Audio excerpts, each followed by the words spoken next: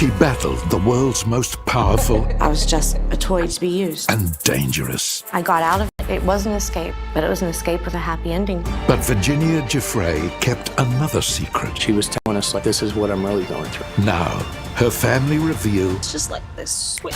her private pain I have never seen my sister that weak. and final wishes. We want to make sure the world knows. Virginia Giuffre was an incredibly courageous woman. She made global headlines for taking on and bringing down billionaire pedophile Jeffery Epstein and his accomplice Ghislaine Maxwell. In the process, she also revealed she'd been trafficked to Prince Andrew. But very few knew of the private battle she endured at home. Virginia died in April this year.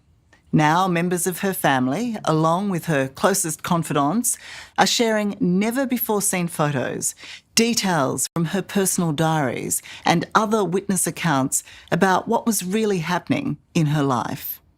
They say it was Virginia's final wish to tell the world about the agony of her last days.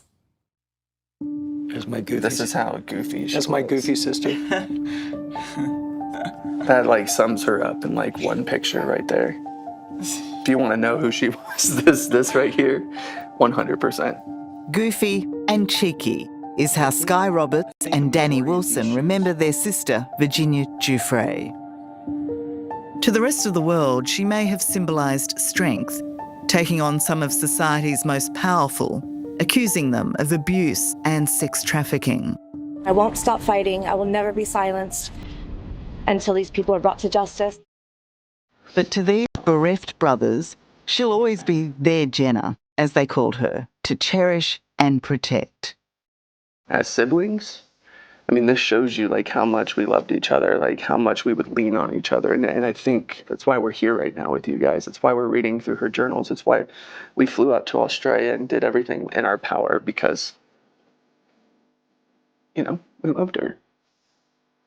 And your family. Yep.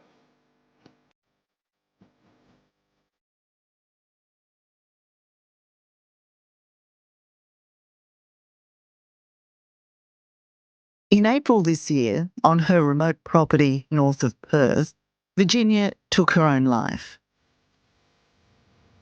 Her death ended months of physical and emotional turmoil. I got on the phone with a private plane company to go get her. We were going to do everything in our power to get her. But tonight, the distressing account from those left behind. Their desperate race across the world to save Virginia. Now I'm starting to get a little bit nervous. I'm like, okay, something's wrong now. Like, I need to get in there. And for the first time, they shared the terrible secret Virginia kept for 22 years. The truth behind her picture-perfect marriage. She was telling us, like, hey, this is what I'm really going through. The evidence you've never heard. And they were responding to a 911 call, a call for help? Right. She'd been assaulted by her husband. From the sheriff to the DA, witnesses to a marriage marred by violence. The bruise to her eye and her cheek area was one of the worst I have seen. And in Australia, allegations of the latest brutal attack. And she said, I swear it was just like this switch, like he just snapped. But then the bewildering twist. Why, despite the obvious injuries, did police believe her estranged husband and not her? And what do you make of Robbie's claim that was self-inflicted, that he did not beat her? You cannot do what she did to herself. Her sternum was cracked. Her face was beaten.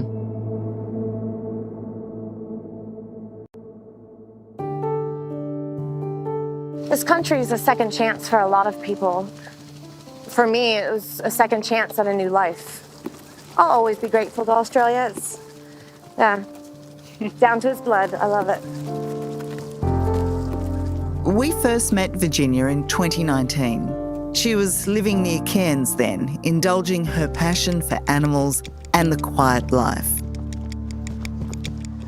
The cane fields of Queensland really were a world away from Manhattan, where Virginia was the most prominent voice in the fight to expose sex abuser billionaire Jeffery Epstein and his twisted co-conspirator and girlfriend, socialite Ghislaine Maxwell.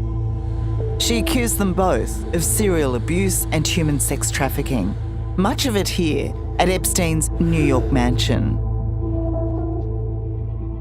There's a lot of scars hidden behind those walls.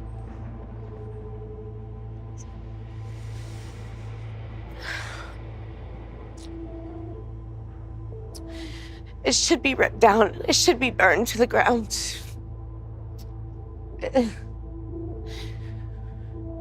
Some of my worst memories are from this place. But her most high-profile scalp was undoubtedly Prince Andrew, who was stripped of his Royal Highness title and duties. Virginia famously claimed to have been trafficked to him 3 times by Maxwell. This is a real photo. And that was the first time you met him? And that's the very first time I met him. And that's right before I was abused by him. And Virginia said she was underage at the time. It's about time that we all stand up together and stop letting the perpetrators, the very strong and the powerful, involved in this case in particular, getting away with bullying us back into silence. Times have changed. I think the tide of the Me Too... What no one knew was behind the extraordinary victory on the public stage, Virginia was staying silent on a very private battle. She has since alleged her Australian husband, Robbie Giuffre, had been coercive and violent throughout their marriage. With her gone, it's surreal and unsettling to watch them together.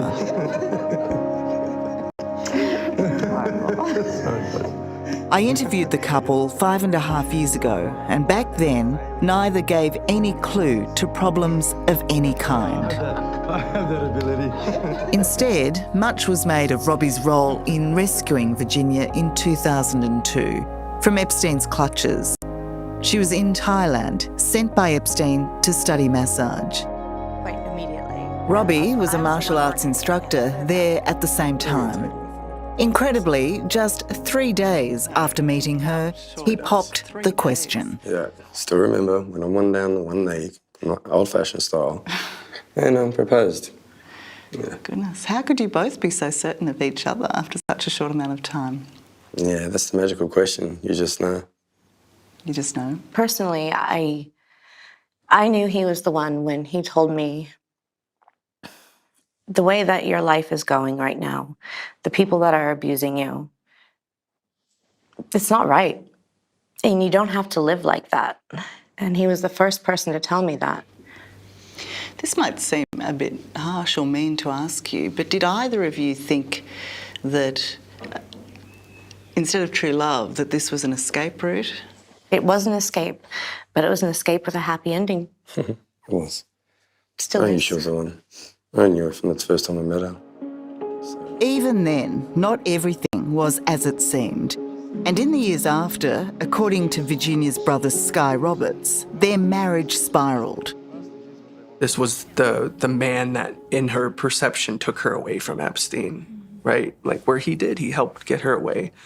And you would expect that to be like the Prince Charming story where you ride off into the distance and it's this beautiful ending. But it's not. I think over the course of years, it developed into this physical and emotional abuse. In September last year, Virginia and Robbie separated. But it is only now that Virginia's allegations of Robbie's coercive control and violence are being made widely known. Robert's behavior became more controlling. The stronger I became, the scarier he became. We would not be aware of the extent of the abuse if not for Virginia's diary. It's on these pages she shared her painful and personal secret, her final words, only discovered after her death. Wavered as he constantly accused me of being unfaithful almost on a daily basis, monitoring me via the many cameras he has set up at Ocean. Sky is reading out his sister's words, certain she wanted to reveal the reality of her life behind closed doors. Not allowed to go downstairs when any mail was over, and that was every day. I became a prisoner. Did she explain why she kept that secret? I think there was just this sense of like how strong she was in the public eye, but then she couldn't fight the demon of, what was going on in her own home. And her own home is really what her hardest battle of her life was. And we want to be strong for her. And we want to make sure the world knows her truth and, what she wanted people to know and understand about her. Up next, the holiday that ended in hospital, and the courts issue a restraining order against Virginia, not Robert. I'm not going to say what's coming to my mind there. We'll just... Why don't you tell me what's on your mind? Inflicted, how did she run into his hand? I mean...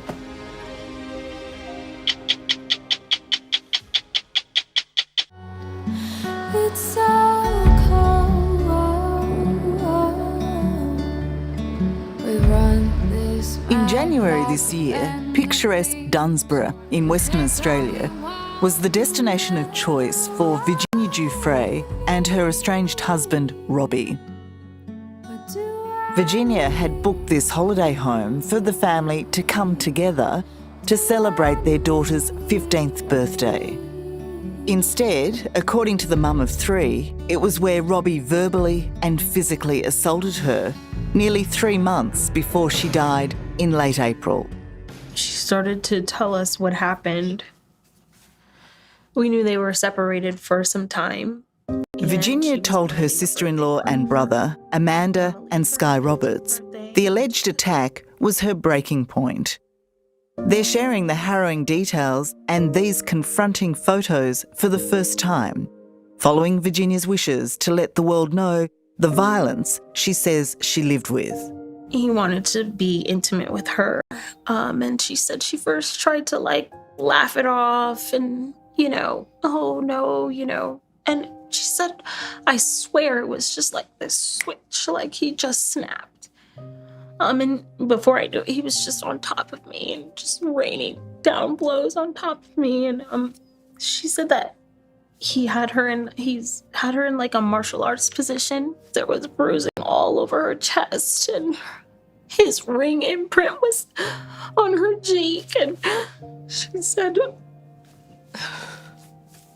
that she had a cracked sternum and a perforated eye. Lynette Wilson, Virginia's other sister-in-law, was accustomed to seeing her as the rest of us did, unafraid to expose abusers, This is a real photo. no matter how powerful or wealthy. But following the alleged assault in January, Lynette discovered another side to this trailblazer. How devastating was it for you to see those photos of her? It gives me goosebumps right now thinking about it. Because she's this strong woman, and that's, I've known her actually since she was a little girl. She's gone through so much, and she's always had this joyful, presenting outlook. And, to see in that moment her hurt and fear, it was startling.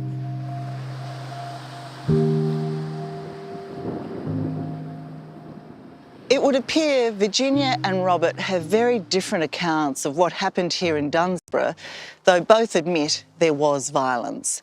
From what Virginia told family back in the States, after she rejected Robert's request for sex, he physically assaulted her, punching her over and over. But Robert's version has Virginia as the aggressor.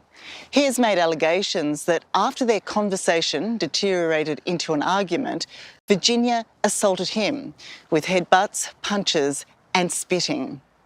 He claimed all he could do was to try and protect himself by covering his face and fleeing as soon as he could. As for Virginia's obvious injuries, Robert alleges she caused those to herself. I don't think she could have caused a fractured sternum and caused the bruising that she had on her body. Just don't think that it's possible. And I believe Virginia and what she said about what happened that night. Carrie Loudon was Virginia's lawyer and friend. She believes Virginia's injuries look like she came off second best in a one-sided fight. On top of previous injuries from accidents and back surgery, She says Virginia was already very incapacitated and required a carer. Robbie said he suffered bruising and scratches, that he was spat on, and that he feared for his safety and the safety of his children. Why are you laughing? It's just absurd. It just beggars belief that he could say that he was physically scared and threatened by Virginia, who had a full-time carer. She was unable to live independently because of her injuries and health concerns. Robbie made allegations against Virginia's mental health at the time, saying that she was unwell, manipulative and unpredictable. Did you see any evidence of that instability that might have caused her to attack him? No, I didn't see anything from Virginia that would have caused her to attack him or for her to be physically able to attack him. I just don't think it was possible. Virginia called the police the next morning. On seeing her, they advised her to go to the local Bustleton hospital. Police then investigated Robbie for assault, but say there was insufficient evidence to charge him. What did Robbie tell police? Robbie told police something along the lines of that Virginia had inflicted these injuries on herself and that he hadn't touched her. That's what the police had relayed to me and to Virginia about why they closed the case. So they accepted that at face value? The only two people who knew what happened was Virginia and Robbie, and they believed Robbie's version of events over Virginia's. Despite claiming he'd been assaulted and injured by Virginia, Robbie never sought medical help. He did, however, go to court and, as the process allows, was armed only with his version of events. The magistrate granted him a 6-month family violence restraining order against Virginia. It forbade her from going within 25 metres of her estranged husband or their home. Back in the States, Virginia's brother, Sky, cannot be persuaded by police or the court. To him, his sister's bruises are proof she was the victim. He says the gravest injustice against her was being banned from seeing or contacting 2 of her 3 children, who were under 18 at the time. That shocked me. I was confused because how can you put a violence restraining order on somebody who has been abused? You would traditionally think that that would be on the person that is the abuser. In the US, Robbie's allegations against Virginia have raised doubts because it's here in Colorado that he has prior form for domestic violence against Virginia. In 2015, Sheriff Dale King was part of the investigation that led to Robbie's conviction. Dale is sad to admit he was not surprised to learn of Virginia's recent injuries. So her allegation was that Robbie did that to her. Right. His allegation is that it was self-inflicted. I'm not going to say what's coming to my mind there. Why don't you tell me what's on your mind? Inflicted how? Did she run into his hand? I mean...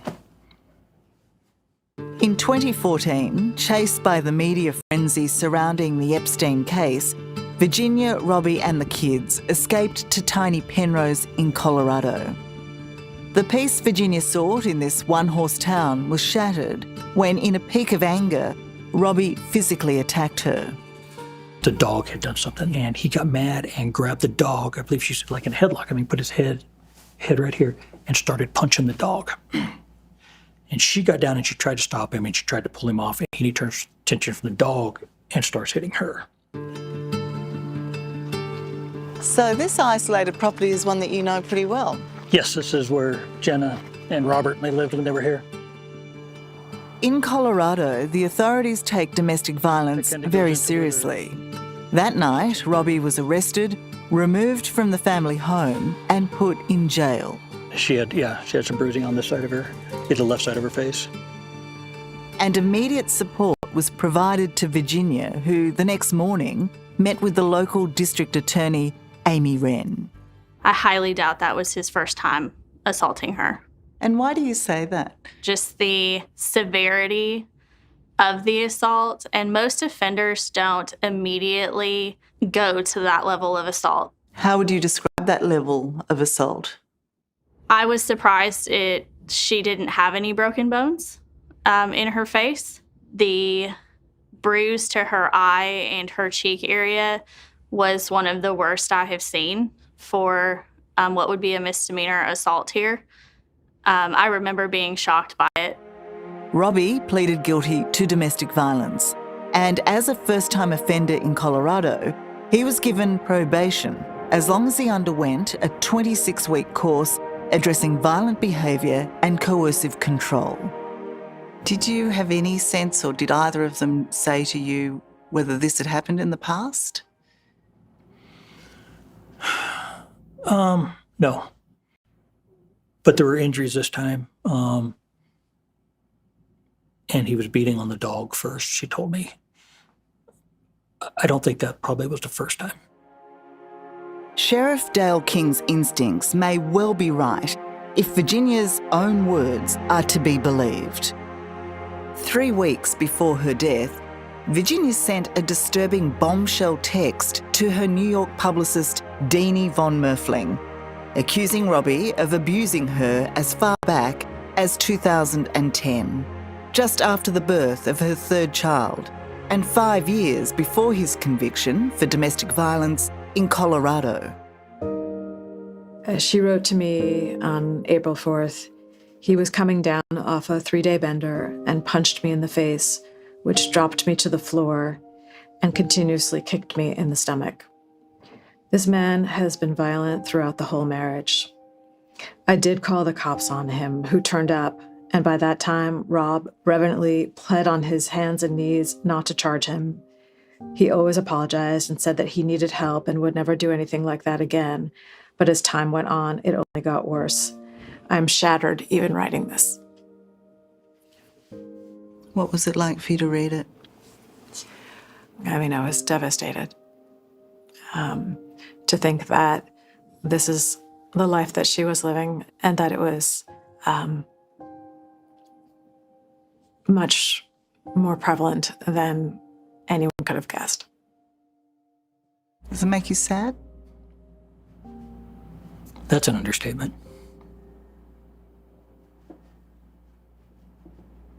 What sort of a person did you find in Virginia?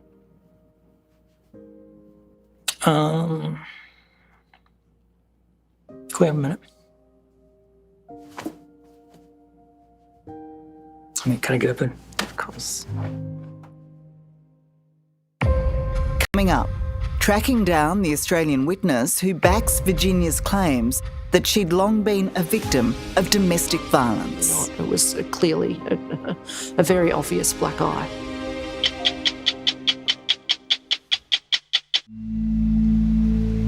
Try to keep his range short. Before her death in April, high-profile sex abuse victim Virginia Giuffre made damning allegations of domestic violence against her husband, Robbie. She alleged to family and friends violence occurred throughout their 22-year marriage, but detailed in particular one assault she says happened while living in Australia in 2010.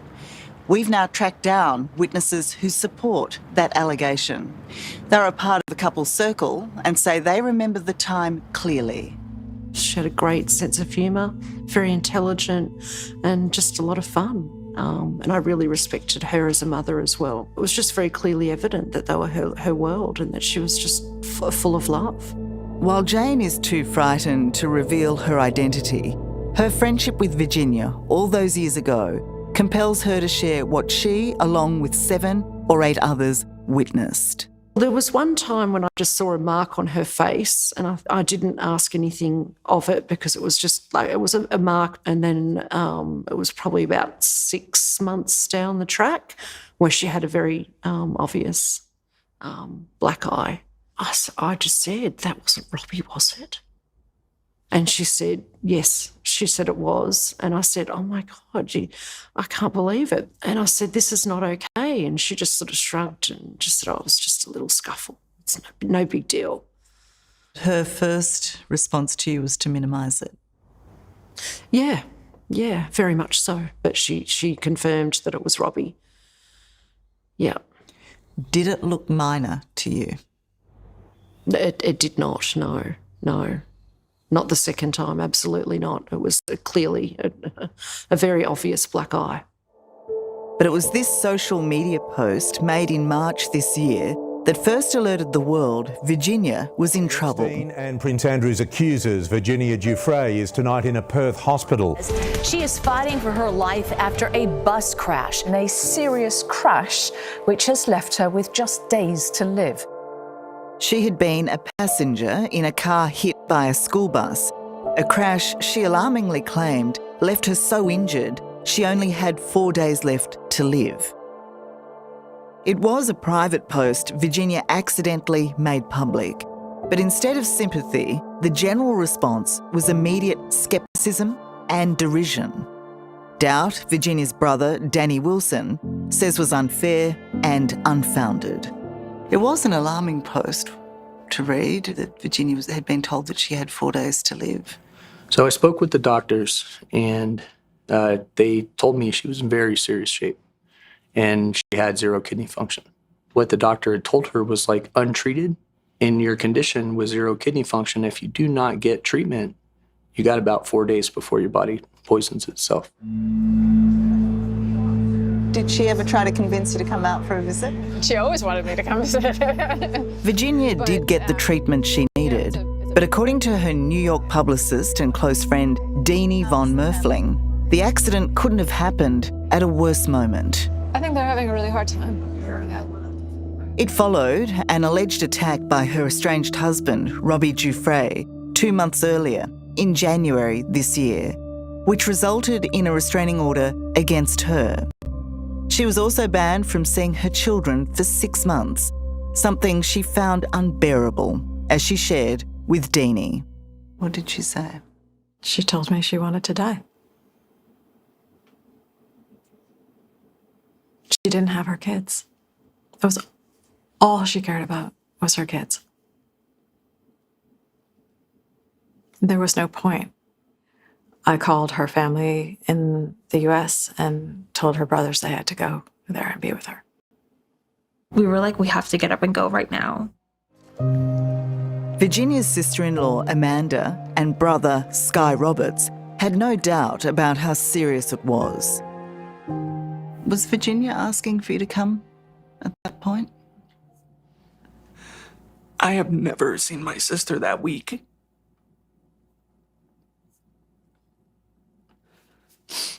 I think that was the conversation that really drove me to be like, we have to go. We don't have a choice anymore.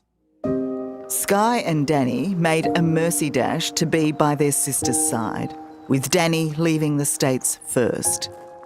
She had gone through so much. It was kind of like a cat always landing on their feet. You just expected her to be okay. A fortnight later, Sky followed. I think you can see it in that picture. I just think you could see the relief from her. Like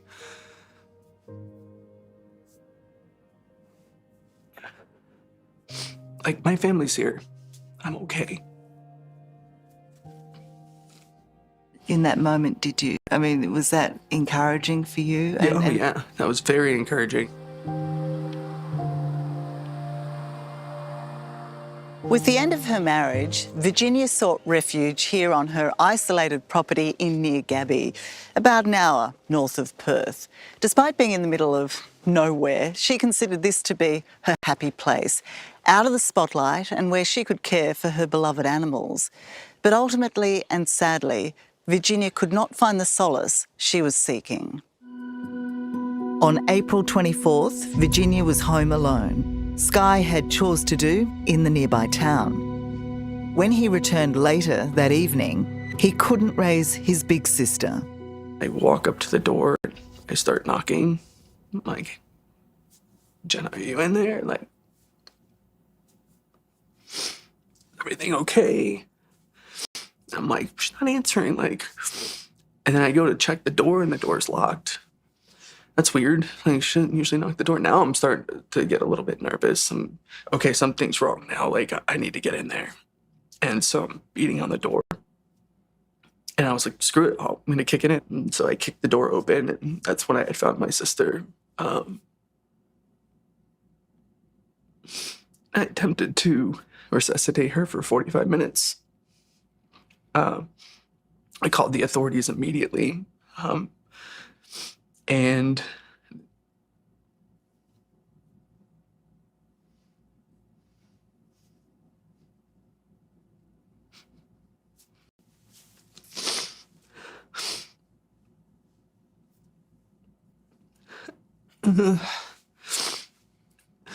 and she was pronounced dead about an hour later.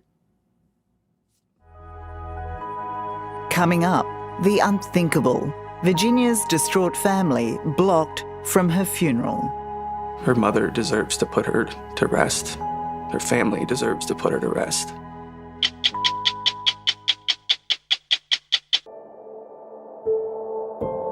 Virginia Giuffre, the fearless sex abuse survivor, revered for her fight against the powerful and depraved, took her own life in April this year.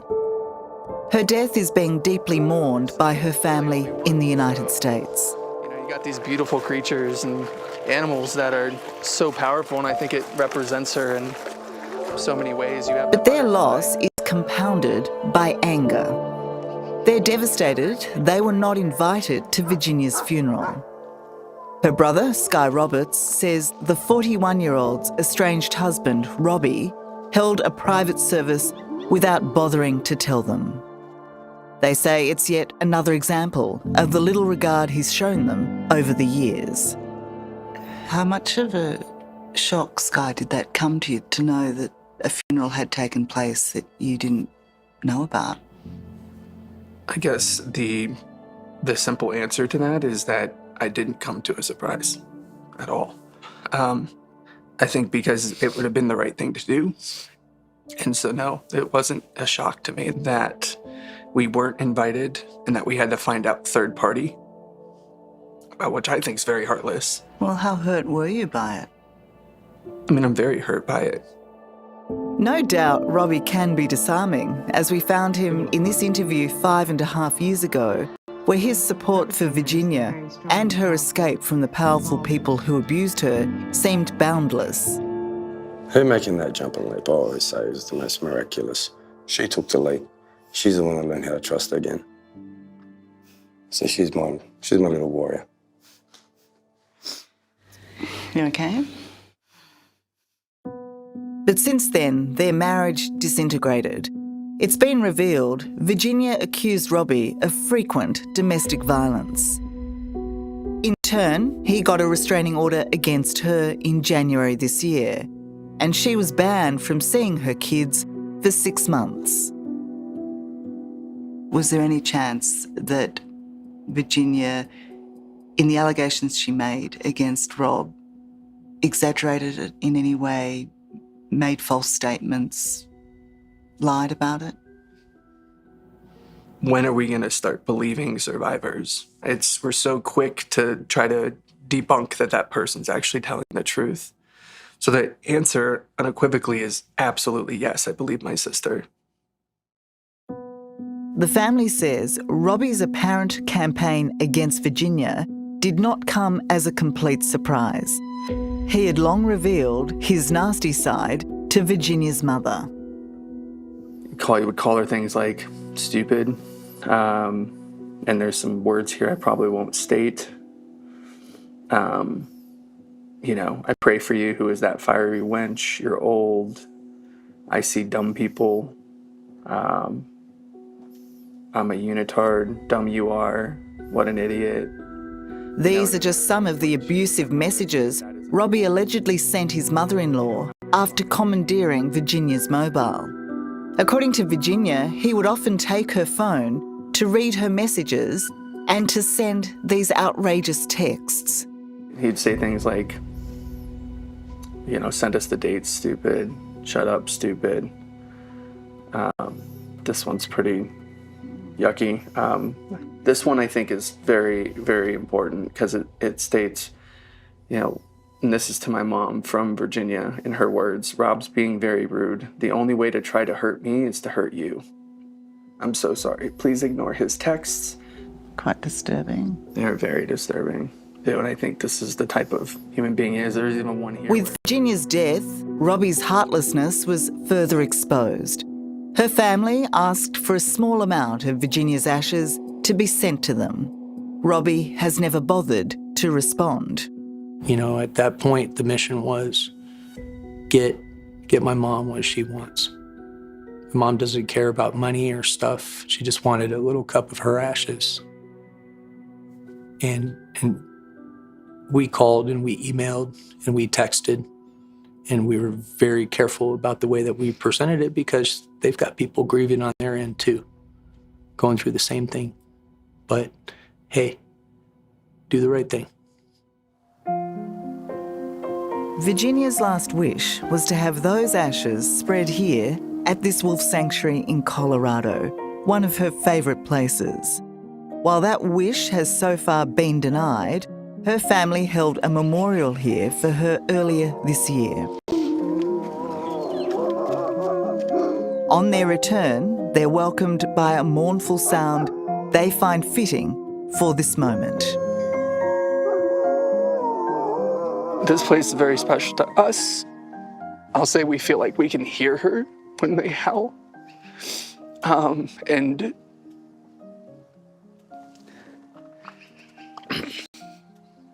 it's just a very special place for us. Virginia's family remains painfully fractured. Sky and Danny are fearful of losing all contact with their niece and nephews, who clearly meant so much to Virginia, as she wrote in her diary. To the kids, every day that I don't see your faces has a little less light. The world is dimmer without you in it. Her final goodbye to her 3 children is heart-wrenching, but it's a message Sky says is essential they hear. It'll all be all right. You'll always have a rainbow over your head, angels by your side, and God in your heart. I'm here for you, here and everywhere. And that was essentially the end of the diary. Yep. And I think it's important for the kids to know how much their mother loved them. But there's yet another battle for this grieving family. When Virginia died, it's believed she was a multi-millionaire, following payouts from Jeffery Epstein, Ghislaine Maxwell, and Prince Andrew. According to her lawyer, Carrie Loudon, Virginia wanted her children to be the major beneficiaries. As she made clear, she did not want Robbie to get a cent. She wanted to make sure that her kids were looked after and some other family members. Virginia had an intended will, but unfortunately died before she signed it. Now her 2 adult sons are arguing in the Supreme Court because she didn't sign the will she wrote, she technically died without one. If they win their claim under the law, her estate will be divided between Robbie and the kids. Robbie would be entitled to about 1/3 of the estate, and then the children would be entitled to the remaining 2/3 of the estate. To be divided up equally between each child. That's right. How do you think Virginia would feel about that? She would be horrified. Why is that? The idea that Robbie gets money from her estate was something that she was dead against. She didn't want money, which was payouts, essentially settlements, from her being a victim of sexual abuse, going to Robbie, who had himself abused her. She made that clear to you? She made that clear to me. She made that clear to everyone.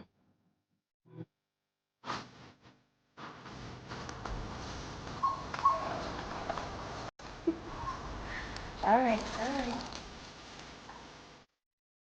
Virginia Giuffre will always be remembered for overpowering, some of the world's most powerful people. But she also wanted to be recognised for her vulnerability.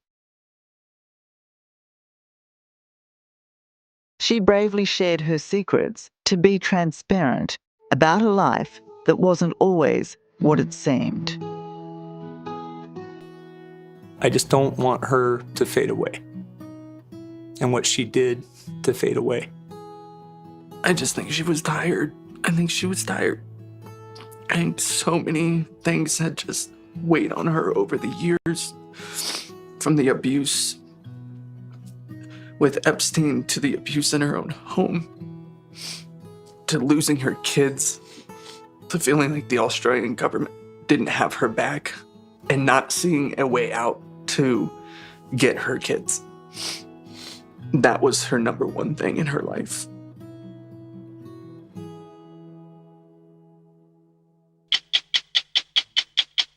We asked Robbie Giuffre for an interview and also sent written questions to him. His lawyer sent a statement saying his client couldn't comment because there are matters currently before the courts. If this story has raised issues, there is help available. You can call Lifeline on 13 11 14. If you or someone you know is a victim of domestic violence, call 1-800-RESPECT, which is 1-800-737-732. Hello, I'm Tara Brown. Thanks for watching 60 Minutes Australia. Subscribe to our channel now for brand new stories and exclusive clips every week. And don't miss out on our extra minute segments and full episodes of 60 Minutes on 9now.com.au and the